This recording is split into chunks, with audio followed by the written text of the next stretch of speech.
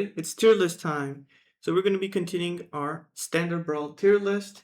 Very important with these cards from the Marvel superhero set. First of all, we're only going to be covering the ones that are in current standard rotation.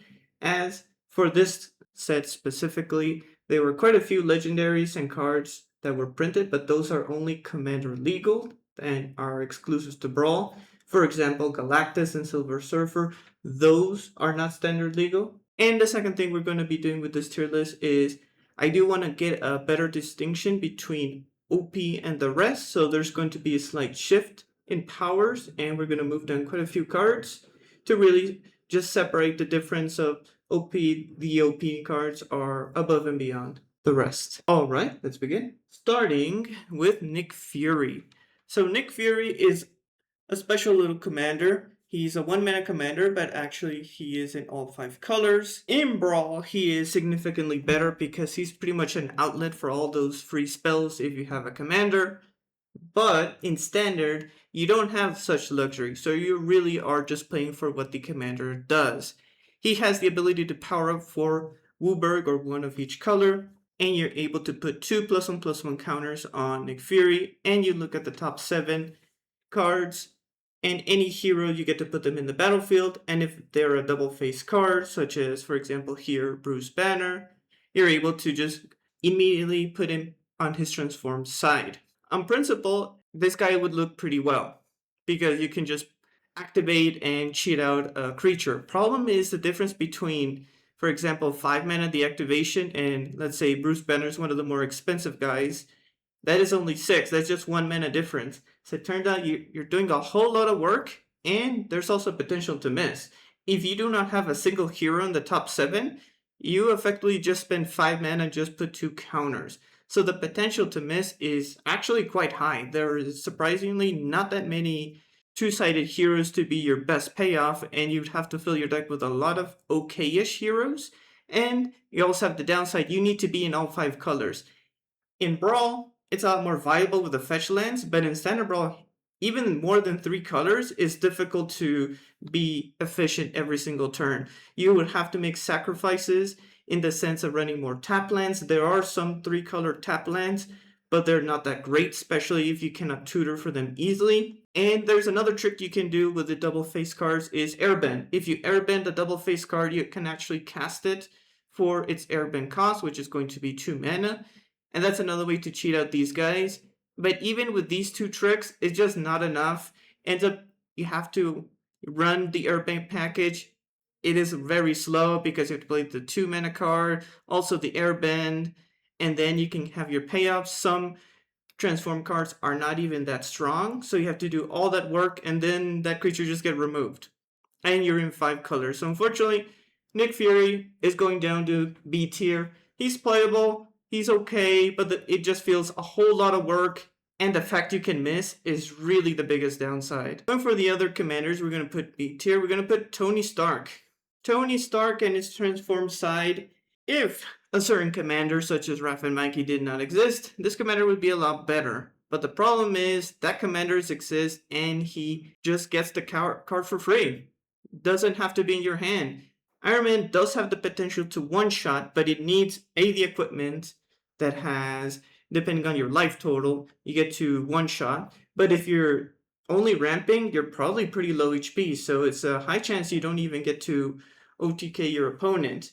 So most of the time, your best bet is to get a really expensive artifact or a Krang, the indestructible Krang, because now Iron Man is also indestructible. But it requires too much on chance. There are just not enough cards in Standard Brawl to consistently have a nice payoff. You don't have that many tutors that are standard legal. There is one. There's a 4-mana one that searches for an artifact. And you can use your activity ability to look at the top 4 cards for an artifact, but that's very slow. Iron Man is, the Tony Stark side is very susceptible to removal. So he just dies, and now you have to replay him, and then you don't do much. And just being better, his better side is just to ignore what he does, play a normal Izzet deck. But that's the problem with this guy, as the more you want to lean onto the Tony Stark game plan, the worse you're going to make your deck. So I really don't think he's very good in Standard Brawl. Continuing with Probably one of the biggest surprises is with the Serpent Society. I really thought this commander was good, especially had the upside of just Ward giving 5 poison counters. The problem is you have to play with Death Touchers, and they don't really have the best stats. Being in Golgari, you do have quite a few Death Touchers. It does help in that department. But the problem with Death Touchers is they don't have really good stats. And there's two main ways to play a Death Toucher deck. One is card draw. Because you're playing a bunch of small creatures, you need to draw cards to fill your hand and have interaction. They work very well with bite spells because you do the damage, and you only need to do 1 damage to Death Toucher to deal with almost every creature. But that requires cards because you have to play the creatures, and you also need to draw your removal. And the other way is finishing the game quickly. Finn does that, is pretty much the number one in that department to just close the game with Death Touchers. This guy does neither, and that's the big problem. You can play him and the Death Touchers, you can set up a nice board, and then they just pay the ward, they get the 5 poison counters, deal with your guy, then they deal with the Death Touchers, and you don't do anything. Because now you're 2 behind. He's also quite terrible into non-creature based decks, because they just ignore what you do, or just board wipe you and you just don't do anything. And if you want to play him in Voltron, they're just better Voltron commanders, and you always have to defend them. So his first ward doesn't do much. It's only the second one, and that's the issue. There's many ways around it. Counter spells, an edict, a board wipe, R1. They can just transform him, and now you cannot even recast him again. It's just not that great. I even played this guy into creature-based decks. I still lost. It really, the payoff of the whole ward thing ends up not being worth it at all. By the time I play the second time my commander, I'm just so incredibly behind. It's just game over there.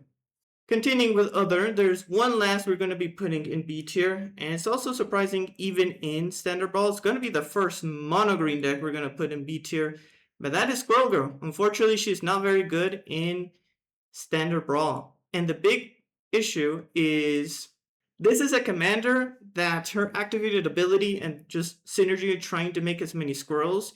In Standard Brawl, there is just not enough mana outlets to make sure you can go infinite.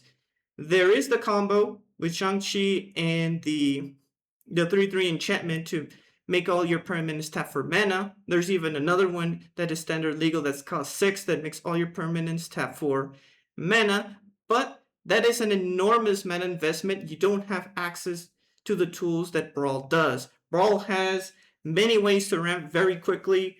It really needs that Rofellos level mana to be able to tutor for your pieces on time and also pay that much mana. Just the combo itself, I believe, costs 9 mana. It's just so expensive to be able to just in one single turn play your commander, play your pieces, just generate those squirrels in a single turn.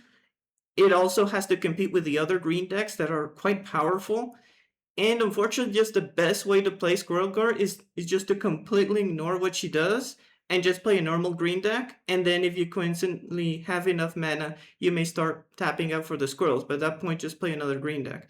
So this unfortunate commander just needs way too much mana to function and is very susceptible to just either her or any of the combo pieces just get removed. For the big changes from OP tier to A tier, going down 2 tiers, going to be 2 commanders, going to be Kaido and Eluge. Unfortunately, these 2 commanders are not really very competitive against the other mono blue decks we're going to mention once we cover OP tier, and they just run into quite a few problems. The first one, I'll say for Eluge, is he's very expensive, and he's also quite vulnerable to instant speed removal, because when you're going to put that counter, you are going to get targeted with instant speed removal, and he just dies. He's very expensive to recast, even for mono blue.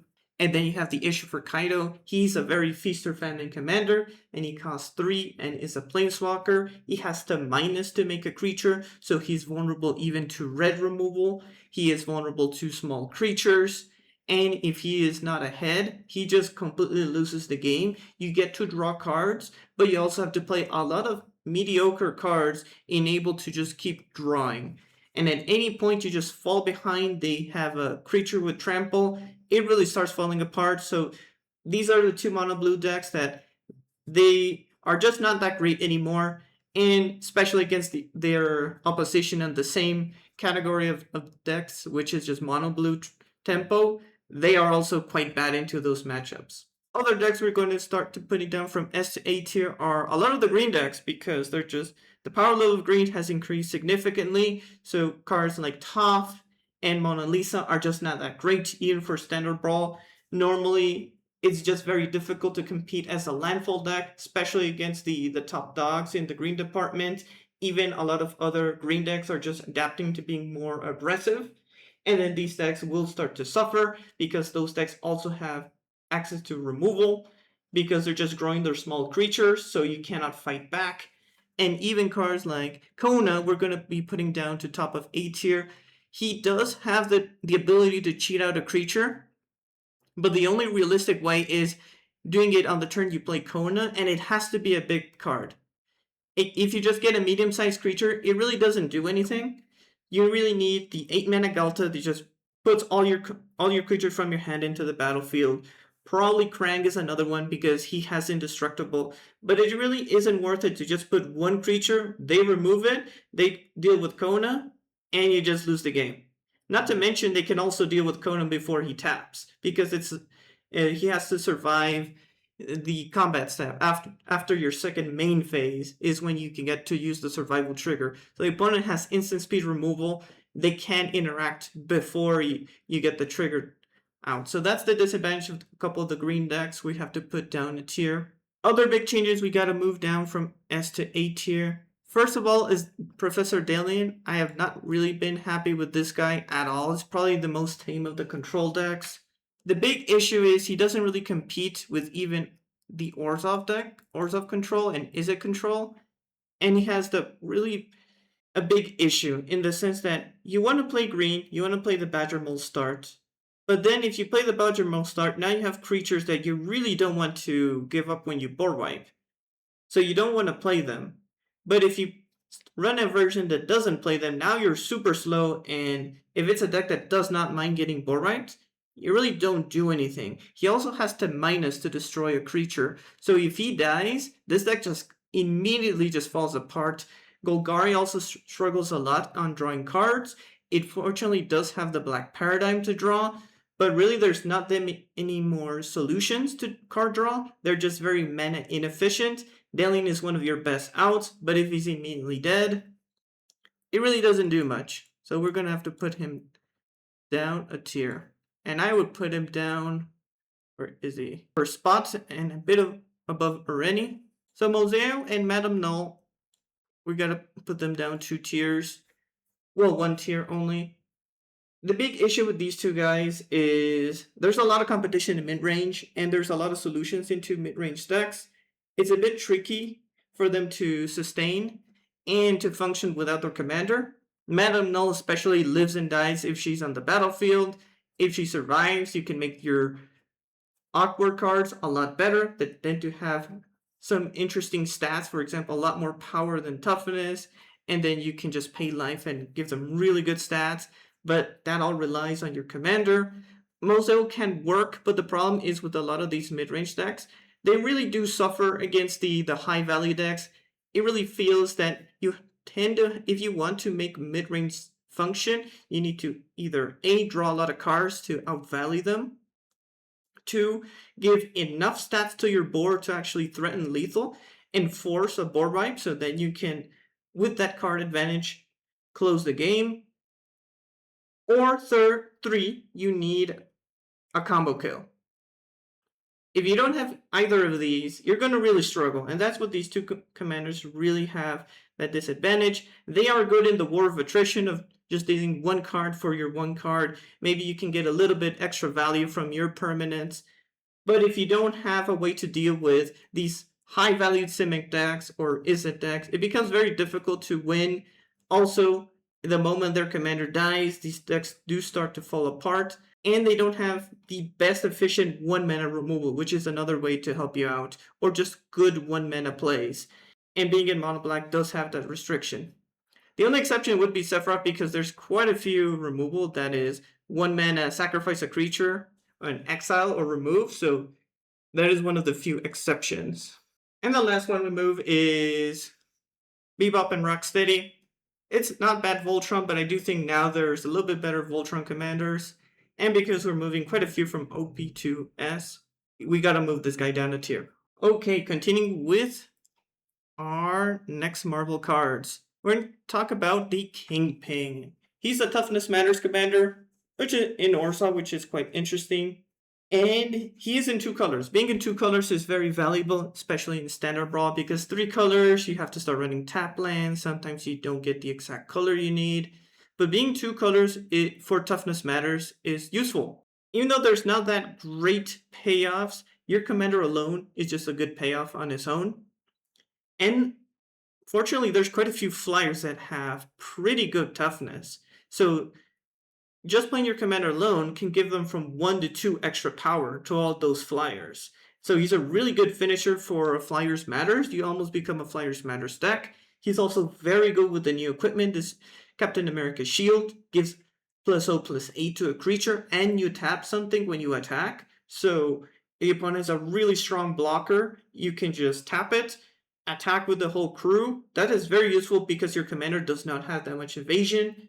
So giving him that shield just makes, I believe he has 5 toughness, so 8, and get to do 12 damage in a single hit. This guy can hit really hard, or you can equip it to the flyers, and it works. And the extort just matters. Sometimes you need the finishing damage, and that allows you to sustain yourself in a war of attrition against creature-based decks, and be able to finish off if they are super low HP.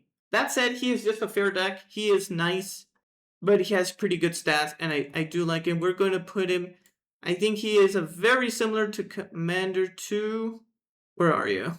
To Abigail, just a different flavor of Abigail. One cares a bit more about toughness, and the other one cares about probably power, so you're able to change the abilities, and that is quite useful. But they do the same thing. They're a fair deck at the end of the day, but being in Orzhov just gives you the tools for some good curve removal, set up your board, and finish the game. But at any point, they miss a single removal piece, they didn't draw the perfect cards, it can be a problem. That said, this guy does have flyers, and that really helps. Next in Orzhov, we got Black Widow. Black Widow is quite good. Or we're going to put her in A tier, I think. I'm going to put it around here, but it's an A tier. Black Widow is not bad at all. One of the big limitations for equipment, this is a hybrid between a Villains Matters and Equipment commander, because a lot of the villains from this Marvel superhero set have a lot of synergy with equipment, though this just helps you compensate. The problem with equipment is after rotation, it really lost its best swords. It lost the Gruul sword and the Izzet one, and those were really good for an Equipment Matters commander. Really, the best keyword right now is flying, so being able additionally give it first strike and menace to the creature ends up really mattering, because when the opponent has just one blocker, you play a small creature, then you play your commander, it's going to have menace, you can start doing that chip damage, you do still have access to removal because you're in Orzhov, you can deal with their biggest threat, keep attacking, but it will get to a point that menace no longer matters because they have enough blockers and you need to close the game. But that's where you're going to use the flyers. There's quite a few equipment that get flying. For example, this new set, there's the Iron Man's armor that just for 3 you get to equip a creature and give it flying. There's also one in white that gives a creature flying. And not only are they getting flying, but they're also getting menace and they're getting first strike. Sometimes a couple decks will have flyers to block or creatures with reach. And if by some miracle they have 2, then you use your removal and you can win the game that way. So surprisingly enough, into quite a few matchups, you're able to just find ways to close the game. That said, at any point they deal with your creatures, it can be a problem. But still, there are many ways to just bring back Black Widow. There's quite a few villains that discount the cost of villains. There's also ways to bring back, and there's a villain that brings back your hero villain. There's also the Captain America that gives your heroes indestructible because she is a hero and a villain. So it has double synergies on that department. So that makes it pretty solid. And speaking with the other tribal is heroes. So we got 2 heroes. I think we're going to rate. They are very similar. I have to move these guys up. So we got Captain America, and then we got Agent Coulson. We're going to put him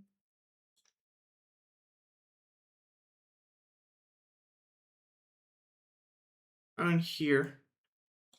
The heroes. I do like Black Widow a little bit more because you have double synergy. Both Agent Coulson and Captain America, these are pretty solid for heroes. Heroes matters. Agent Coulson has the highest ceiling because you get to put counters on all the heroes every single turn, so he scales the board very nicely. While the higher floor Captain America has because he gives your guys hexproof.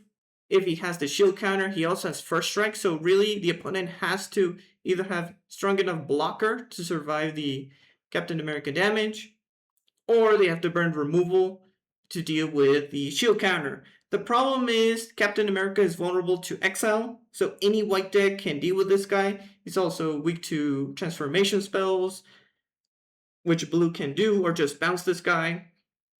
So he's not perfect, but I would say these two pair very well together in heroes. Another issue with the heroes is there's really no heroes outside of these Universe Beyond sets, which means it's pretty much this set and the Spider-Man set, or in any future Marvel printing, you're going to have synergies with heroes, and that's an issue because you're not really improving your deck until those new sets release, and the base power level is fine, but it's nothing crazy. Also, there were some hero payoffs that I really did not like. There's the Saga, and there's the enchantment that gives your heroes +2/+2. They on paper don't look bad at all, but the problem is if you play the Saga, then you don't play a hero, and you end up just not playing enough heroes.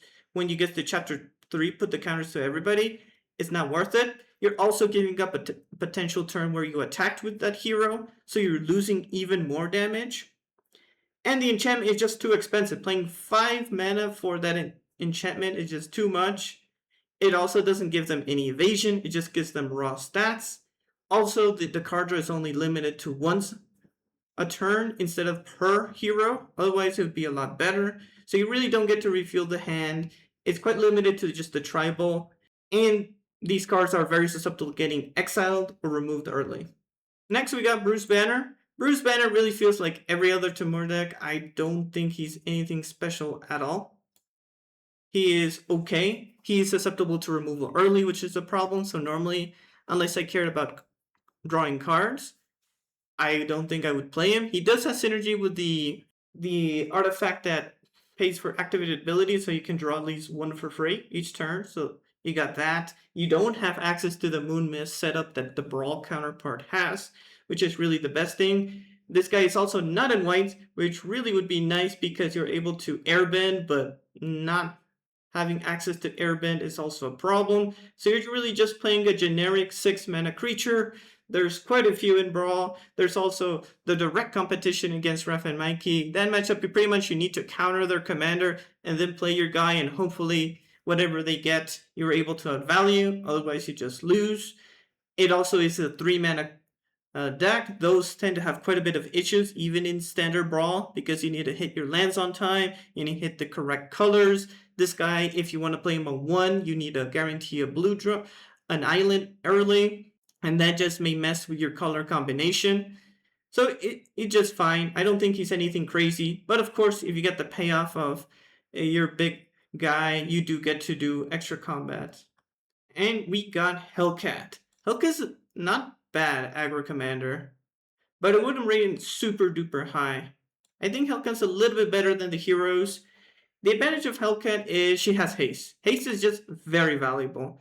Also, she has self-protection. So against any removal based deck, which almost every deck will have, you're able to just put counters, force the opponent to deal with Hellcat. She comes back, she gets at least one counter, and you don't feel too bad if you get board wipe, for example.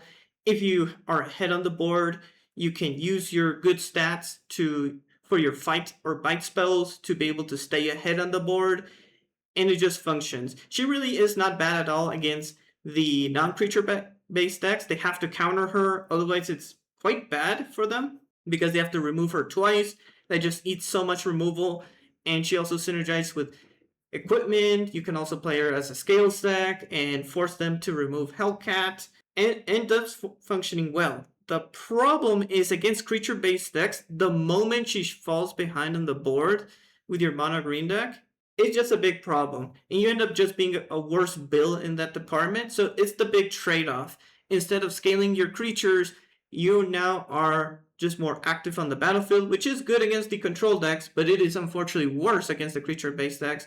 And again, the moment you just fall behind on the board, you no longer can get your free attacks, and that just becomes a big issue. Fortunately, there are some equipment that can give your commander or your biggest creature flying, but there's not that many in colorless. For the big changes from OP to S tier, we're going to be moving down. The big two that are in blue are going to be Murata and Krang. These are nice artifact commanders, but they really struggle against the mono blue decks, unfortunately. They're also quite a bit vulnerable if their artifacts get interacted with. Especially the big one is their Simulacrum Synthesizer. It's one of their most valuable payoffs because they make creatures. It's a win con. They do have access to tutors, but there's only two big ones. There's the artifact that sacrifice it. That's really good on Krang. And there's the 4 mana one that can return an artifact or search for one. Unfortunately, you do have to play quite a few artifacts to really get that big payoff, and sometimes you don't get to draw the exact card. And even into a lot of the blue decks or even other removal-based decks, you play that synthesizer, maybe you defend it, but the moment it falls, it becomes an issue. If they're a blue deck, they can counter it. There's more than enough counters that are standard legal that can, on each turn, just deal with your guys. And that's a problem. It's also particularly bad into anything that bounces off the creatures because you make tokens. And if they play a Rose Rebuke, now you're extremely far behind. So they really are decks that need to not only play their pieces, but also defend it. If they get there, it's fine, but sometimes they have to invest quite a bit, or they just don't get to draw it in a game, and that is quite problematic. Elspeth, we're going to be putting down also a tier. She's not bad. She worked with Heir Apparent or any base token decks. But the problem is Ajani, the 3-mana Planeswalker Ajani, is just a better version of what you want to do. It's a lot cheaper. It has incredible synergy with Authority of Consuls, making the creature tapped. And then you get to do the -2 and do 4 damage. Then it just almost feels like a free win into creature-based decks. And being cheaper means you can even play your commander twice for the amount you play Elspeth. Still, Elspeth is not bad. It's one of your best payoffs, but sometimes you don't even get to cast it. And that's the big limitation with Elspeth. We're also going to be putting down Grub. Grub goes down a tier. Unfortunately, after the Secrets of Strixhaven card, there's just so much value that can be accrued by the control-based decks that getting your goblins back is just not enough anymore. The paradigms, the red paradigm especially, and the black one are able to just give those control decks a lot more value. So by the time you just rebuild your board, they just have enough cards to deal with them. That's an issue. Fortunately, goblins are still good, but there's not really been that great printings. There are ways to also bring back your commander, so it's not bad. But definitely, you're going to see some struggles on the... My commander doesn't do much until late game, and that's the big issue with this commander. And Darkly, we're going to be putting down a tier. It works early. The problem is at any point, this guy gets disrupted, they deal with him, the deck just falls apart. That is the big weakness. It has a lot of ways to guarantee to connect, but it really struggles the moment your commander just dies. If Dark Leon Shredder just die early once you do your sneak, it's now a massive issue. And even then, sometimes, if the opponent has enough blockers, they just deal with your commander and maybe the tokens, and then it's over. Or, you try to go for combat, this guy dies, your ninjas will no longer have Death Touch. You can pretty much go from a winning state to entirely losing very quickly. So this is a very feast or famine commander, but it is very fast. It's still good, but I wouldn't say it deserves to be in OP anymore. So for the S tier commanders, we're gonna start with one that just got a really good glow up from the Turtle set. It's going to be Jenova. We're gonna put her right up. I think I would put her around here. So Jenova earns her spot at S tier. The turtle set is maybe just the commander that benefit the most out of the turtle set because she cares about mutants, and that set has quite a lot of just decent mutants. Even here we got 2 mutants that you can play on Jenova. It's just very solid. It's a really strong commander. It really cares also about sacrificing on your turn. It synergizes quite well with Bebop and Rocksteady because you can skip until sacrificing a permanent. You sacrifice one of your mutants. You get to draw cards. That's really good. The nice thing about this list is even the Brawl variant runs mostly, its big core is from the Turtle set. So now if you're going to Standard Brawl, it has its big core, which is really important for these type of commanders because pretty much she's at full strength. It also got really nice support from Secrets of Strixhaven because you now have access to the Decorum Dissertation to draw cards. And in this superhero set, you also have a really good inclusion for these 4-cost black commanders with 2 evil to stay dead. Is a fantastic addition. Any commander that is in black and it's in 4 colors, immediately you want to add this. Also works for 3 mana commanders as well. Having a way my commander died, I can play this. And normally, because it's a 5 mana at that point, you can play a 2-drop. Additionally, with the spell, it just works wonders. It makes it a lot more comfortable to play this commander. And because you run so many mutants, you can pretty much, the few non-mutants, that's when you can play your commander and turn them into mutants and get to a point where you attack with your mutant, force the opponent to block. If that creature dies, you draw cards or you guarantee your damage. And you're in Golgari. And that really is the recipe for success for Golgari, being able to draw cards. The best commanders in Golgari are the ones that just draw cards and have solid board early. She does both and can grow the mutants into pretty much a big unstoppable force. Next, we got Ant-Man. We're going to be putting him right up in S tier. He's probably, in my eyes, the best Scales commander. There's a bit of competition even for Scales commander, but he is just the best one of those.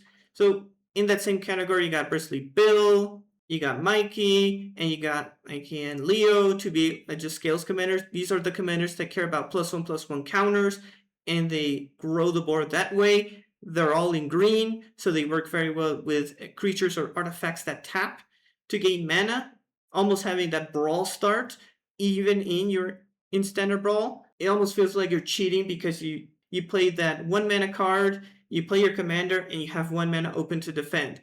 Additionally, because this guy's in blue, you have access to even more ways to defend your commander. You can give him flying, and he cares about drawing cards. If you draw cards, you grow this guy. Blue is just the best color to draw cards with no downsides. Just directly get that advantage. He works pretty well with Malcolm or anything that just taps and draws cards. There's also an enchantment that you pay mana to draw cards, and that gives counters. And because you gain the counters, you put more. You feed the enchantment. So as long as you have mana, you can just indefinitely grow your commander, which is really good. I'll say the big downside is in Simic, there's not too many ways to grow your entire board. Say the big 2 is Ouroboros and the Green Paradigm to just grow your board every single turn. But the moment you draw it, you can transform this Voltron commander into a go white deck because you pay the 3, you remove all the counters, you make a bunch of ants, you play Ouroboros, and you can win that way. Which is pretty good because one of the disadvantages of Voltron commanders is it may get to a point you don't have the resources to defend your guy, or they can just block and you don't get that much value. And at that point, you can just spend all that accumulated counters and you go wide. Or the opponent tries to remove your commander, you tap 3, you go wide, and now it doesn't feel that bad anymore. So it has that bit of resiliency, and being in blue, you have access to counter spells, hexproof, you can even bounce their board if you need to, you can give your guy flying or unblockable. That's pretty nice. I'll say the only downside for will not put Ant-Man into OP tier is the best card advantage cards in blue are not very good with Ant-Man. So Flow State doesn't work very well with Ant-Man because you care about drawing, Consult the Star Charts, and Stock Up. Those are probably your best blue card advantage cards, and you don't really get any benefit with Ant-Man. They work, they're not bad, but not giving counters is really a big deal, and that is the only real pet peeve I have with this commander. Next, we are putting Bullseye, pretty much with the other Reanimator decks. We finally got a Reanimator deck that is in Rakdos, which is going to be pretty good, especially going into the next set. But even before this set, it's a pretty solid commander. But really, next set is going to have Smog. There's a couple variants of Rakdos Smog, especially the one that is indestructible. This is quite valuable because there's some nice Rakdos payoffs, but that's going to be one of the best ones because you're going to pair that with Krang and have a couple indestructible creatures. It makes it significantly harder for the opponent to deal with. This is a Reanimator deck, true and true. You play this guy, you discard a big creature, next turn you reanimate and you win the game, ideally, or you can keep discarding even if that creature dies because you have the 3 and activated ability. But very importantly, which I really appreciate about this commander, it's its ability to do damage. Doing 2 damage matters. For example, if you are going first and the opponent played a Badgermaul Cub, you can just on 3 play this guy, discard your big creature, and deal with a 2-drop. There's surprising amount of a lot of 2 toughness creatures you need to deal with, and being in Rakdos plus this commander gives you a lot of luxury. One of the downsides of this guy is you do need to have a hand where you have a big creature and you have your reanimation spell. If you don't, it doesn't feel that great. But now because in the command zone you have at least one source of removal, it really helps. Being in Rakdos means you can also have access to the red removal. Red removal right now is at a premium. You have, even from the Secrets of Strixhaven set, of the 1 mana does 3 damage. There's a lot of shock spells. You have access also to the black removal and the black reanimation spells. Other really good big creatures would be the Carnosaur, where you can discard him and do damage. You can also run the red Overlord that also does damage. As for the Rakdos payoff, there is Rakdos that draws you cards. There is one guy that becomes indestructible if you sacrifice a permanent. There's some nice payoffs, and definitely Smog is going to be a big one. It really helps this commander. Really, the removal is quite nice.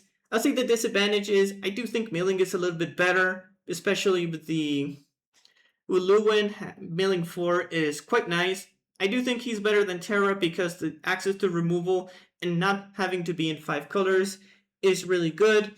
But of course, unfortunately, these commanders will suffer against the Ultimate Spider-Man, or aka Cavero, because this guy will just counter your big creature and then steal it from you, because he can be from a graveyard. So that's the one downside of Reanimator decks. If you solely rely on reanimating a thing, this matchup feels really terrible to play against. Next we got Baron Zemo. We're gonna put him in S tier. He's quite good.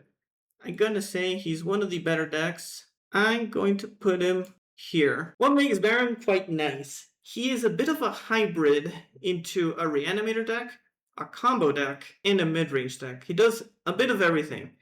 And that's quite good, because you're in mono black, so you don't really want to play any lands that tap for colorless because it costs triple black, but he works with just 1 mana spells. That's the ideal curve. You want to remove stuff on 1 and 2, then you play him on 4 ideally, because at bare minimum you get to connive. And when you connive, you discard your big spell, could be a big creature, and then you reanimate it the next turn. That's one game plan. If it doesn't work, you have plan B. Plan B is you assemble your combo. You keep discarding permanents until you get to 15 mana in the graveyard, you attack, and you have your one-shot potential, which even it is standard legal. The combo is you need Doomsday's Crusader, that's your main piece, and you have 1 or 2 other options. Either play the Decorum Dissertation, and instead of drawing yourself once you use the Doomsday, you actually target the opponent, and they draw cards, so they're going to get milled out first.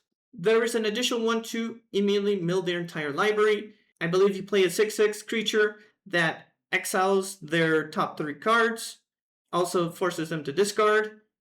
You want to play Doomsday in your graveyard, and you also want to play the one that gives them a card and you make a copy of a creature. And how do you do this? Because you play the 15 mana, you want to play the reanimation spell first, then you play the Doomsday Excruciator, and then you can play whatever you want. It goes from the last spell to the first one. it's a bit weird how that works. And the nice thing is you don't need your commander to attack to do it. You can just do it manually. You can play the Doomsday, you can play the creature, and then you bring it back if you need to. And it works. And that's really nice. And you can just draw cards with your commander while you're getting there. And you have many ways to win. And that's the really fun part about this guy. He's quite good.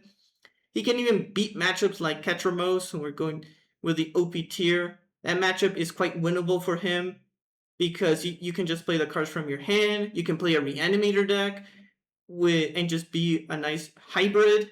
You also run quite a bit of removal because you need to just spend spells and put them in the graveyard. You don't really want to play anything that stays on the battlefield. So you're a little bit weak if they have a Rest in Peace and exile your graveyard. But even into that, you can just play the combo offhand and still win the game that way. So it's very flexible. I do really like this commander. It's quite enjoyable. Now we got Jane Foster, the Mighty Thor. This may be one of my favorite commanders, I would say, from this set. It's quite enjoyable. I do have to say the only downside is not really a downside for her. It does make Dawn and Leo kind of obsolete because it's just a better version of it. So that's one of the downsides for that commander. But Jane Foster is really nice. It's probably, of this Marvel set, has been my favorite commander to play in Standard Brawl. It's so flexible, the amount of ways you can build her. You can build her as... I build it a way to cheat out warp cards where I exile them and they stay on the battlefield. You can play her as a token-based deck and just exile return the token makers. You can play her as an artifact deck and just keep blinking the artifacts. There's quite a few ways to build. I would say the big key cards for her is the equipment, the Bespoken Bow, being able to bounce a permanent. I don't know if the permanent is a creature. You bounce it, it's an equipment, so when you blink it, not only are you bouncing another permanent again, but you're also drawing a card. So it's card draw and interaction in one card. You also have Cryptic Coat. Cryptic Coat makes a 2/2 that gives it Ward 2, which is useful because it's not free for the opponent to deal with.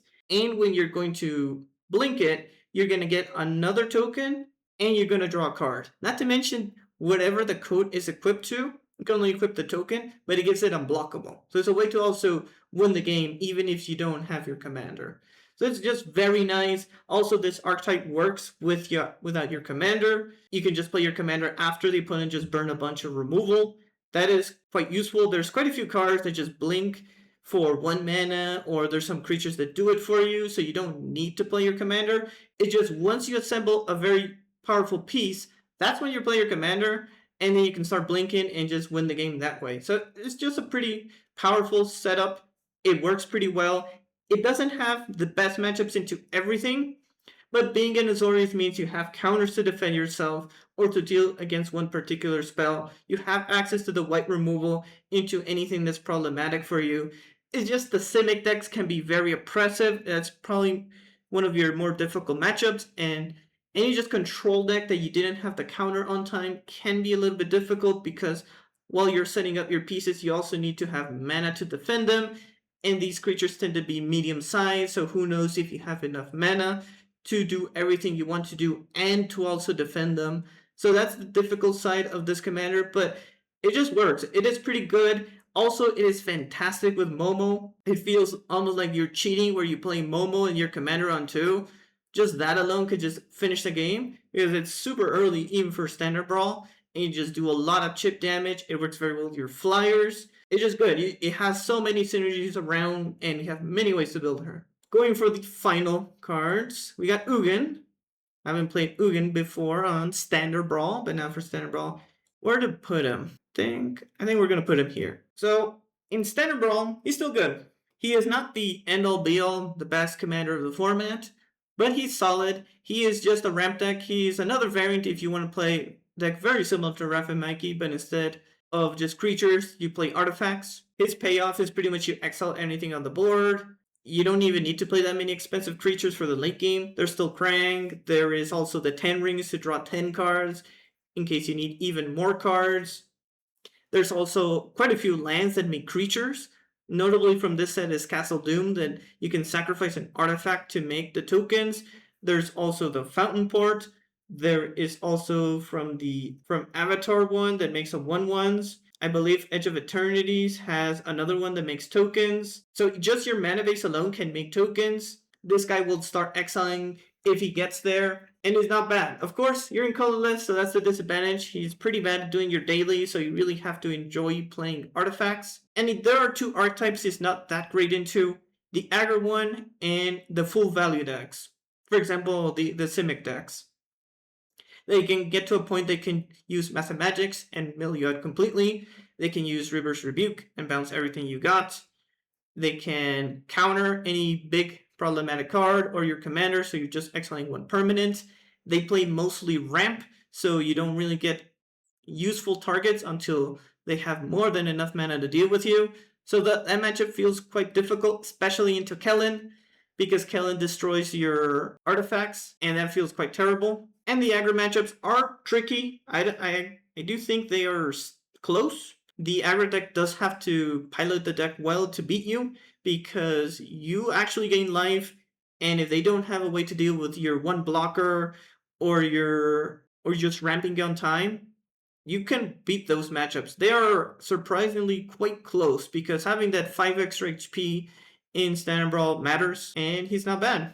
But I do have to say the downside is he doesn't have many ways to deal with creatures on instant speed. You have a couple cards that can flash, but there's not that many. And there are certain combos or very problematic creatures you need to deal with on instant speed. So for example, if you don't have something with Flash and Ugin on board by the time Ref and Mikey plays the commander, you may just lose. And that's just one of the downsides, because you both ramp very quickly, and it may just be too late by the time you have Ugin and the extra colorless you may need. Now for the last two, I think it's surprise with nobody. We got Namor and Mole Man. These two are absolutely OP, even though this did be more of a quantity over quality commanders for Standard Brawl even. These two absolutely are above the rest. Gonna take a time to put them all up. One of the number one reasons why Eluge and Kaido go down 2 tiers is because of this guy. Namor just makes them obsolete. He is just the ultimate blue payoff. And I would say there are 3 mono blue commanders if you're going to play a tempo deck to run. You have Hydro-Man, Namor, or Malcolm if you're going to play mono blue tempo.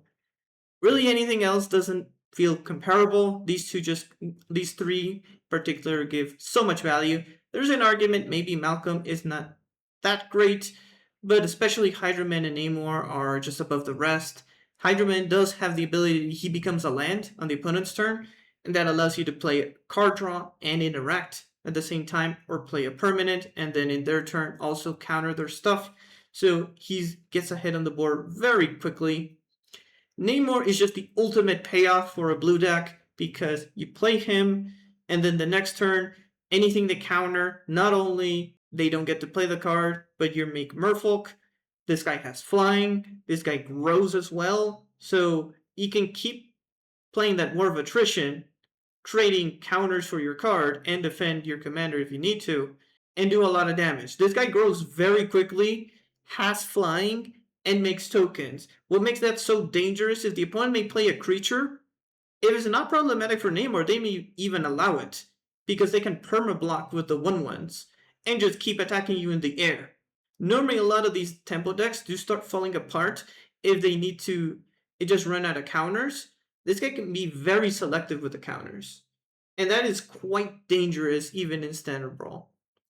Also, what makes this guy even better, he has a lot of synergies with quite a few 2-mana counter spells that are not that great with the other mono blue commanders. For example, there's a counter spell that blights 2. If you play that on the other commanders, they just die.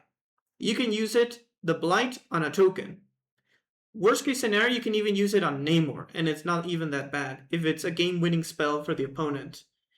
There's also a new printing for a 2-mana counter spell from this superhero set that has either its quenchability, or if you teamwork, they have to pay 4. This guy grows, or you can you teamwork the tokens. It works as well. And there's also another counter that requires to bargain. So bargaining requires sacrificing, I believe, an artifact or a token or an enchantment. You make tokens. You can bargain the tokens. The other commanders may not be able to complete the bargain. So he works with so many good 2-mana counters. It gets to the point that if this guy survives the turn you play him, you just win the game. It is very difficult to beat this guy once he lands because you have so many good and efficient interaction that are even standard legal. It just has the only downside is if he dies early, it becomes very difficult to recast and defend him. And the deck really revolves around can Namor survive? That said, not many decks may have the interaction on time. And if you suspect they have interaction, there are other cards you can play in the meantime. You can, for example, in your Namor deck, play Hydra Man or Malcolm and set up a point where you play a protected commander and then you close the game. It's just in the matchups that are pretty aggressive, you have to play your commander, or otherwise you don't have a good blocker. That's when it can get a bit dangerous. But otherwise, this guy is incredibly powerful. So to the point, these 3 commanders just make a lot of the other blue decks a lot worse because they just feel completely lopsided in their blue matchups.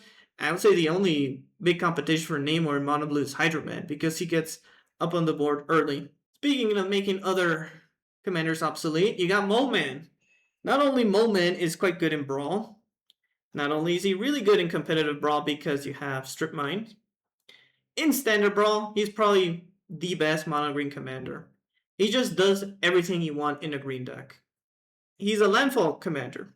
There is every single set they are printing more and more landfall synergy.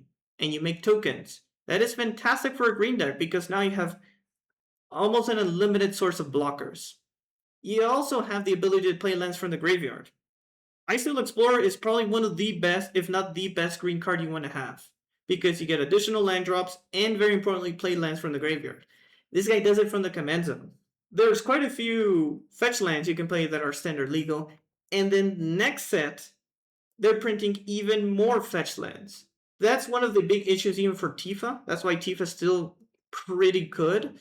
Is you just need a bit more fetch lands, and each set they're printing more fetch lands. They may not be the best, but it does make these commanders that much better. And to add insult to injury, Mole Man has really good synergy with these landfall or Tifa-like abilities because you have Tifa, you got the Mossburn Hydra, you got the Harmonizer. Not to mention, you can also just play the Bristly Bill effects to grow your creatures that way. There's also other landfall synergy where you make more tokens. There really is so many ways you can make him function. You can just go landfall, then you tutor for Crater Hoof and one-shot them.